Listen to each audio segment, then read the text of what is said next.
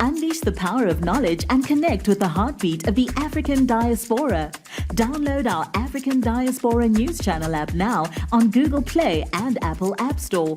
Stay informed with authentic and diverse perspectives, breaking news, and cultural insights. Immerse yourself in a community that celebrates unity, resilience, and progress.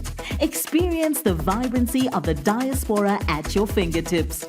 Don't miss out. Empower your perspective today. Search African Diaspora News Channel and join the conversation. Hello and welcome to the African Diaspora News Channel. My name is Vuyo Mgwelo and I am coming to you all the way from Johannesburg, South Africa with the latest developing stories of Janusz Walusz, who is a convicted assassin of the anti-apartheid hero Chris Hani, has been released and repatriated to Poland. Many questions are being asked. A lot of controversy surrounding the parole decision. Walusz's release has also reignited a debate about justice, rehabilitation, forgiveness in post-apartheid South Africa, while many with critics argue that his release undermines the gravity of his crime and the impact of Chris Hani's assassination on the nation. In your top story this hour, Chris Hani's killer Janusz Walusz left South Africa for his home country of Poland, a free man, last night. Walusz completed his 2-year parole this week. He was released from prison on the 7th of December 2022 after spending 28 years behind bars for killing the leader of the ANC's military wing, Umkhonto weSizwe, and general of the SACP. Politics editor Lukhanyo Galata has more on the story.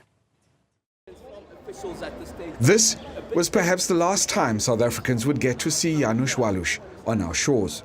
But as the moment drew closer for him to step out from the Immigration Services vehicle at the O.R. Tambo International Airport's protocol lounge, a rather curious set of circumstances followed.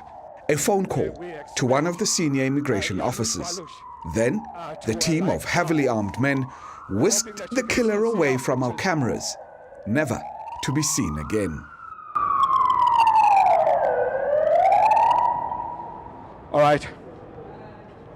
All right, so we are here now. Walusz became a household name in South Africa in 1993. The Pole was arrested alongside politician Clive Derby-Lewis for the murder of the former Umkhonto weSizwe commander, Chris Hani. His actions on that fateful Saturday morning of 10 April brought a country struggling with racial tensions to the brink of civil war. Walusz was eventually convicted of Hani's murder and sentenced to death. He was, however, spared from the gallows when the country's first democratic government abolished the death penalty. Instead, Walusz was meant to serve the rest of his life in jail. But in November 2022, 29 years after he first went to jail, the Constitutional Court handed Hani's assassin a lifeline. Then Chief Justice Raymond Zondo found the state had been irrational in denying Walusz parole. The court ordered his release and that he serve 2 years on parole. Walusz was eventually released from the Kgosi Mampuru prison on 7 December 2022 after surviving an attack on his life when a fellow inmate stabbed him. Now, 2 years after his release, Walusz has left South Africa. According to the minister in the presidency, Khumbudzo Ntshabeni, his departure is not something the government wanted.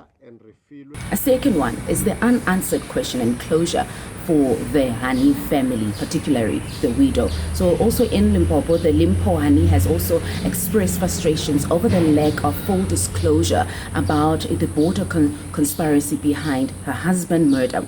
Now, this also raises concerns about the unresolved accountability and transparency in one of South Africa's most politically charged cases. A second point that I would like us to talk about is the legacy of Chris Hani and its relevance today, particularly in South Africa. Now, the release has also prompted a reflection on Hani's vision for South Africa and whether the country has lived up to his ideas or ideals of justice, equality, and unity. The widow is also fighting for answers. She highlighted that the continued struggle to protect his legacy.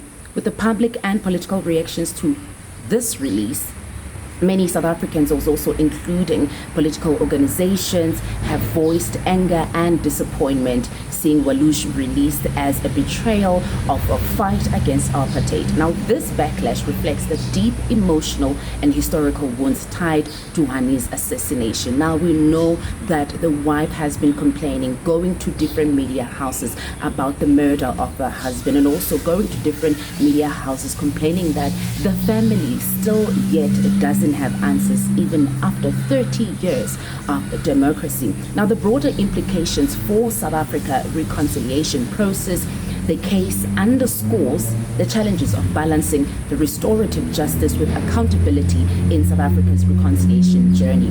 Walush's also release raises questions on whether the country has adequately addressed the emotional scars of its apartheid post.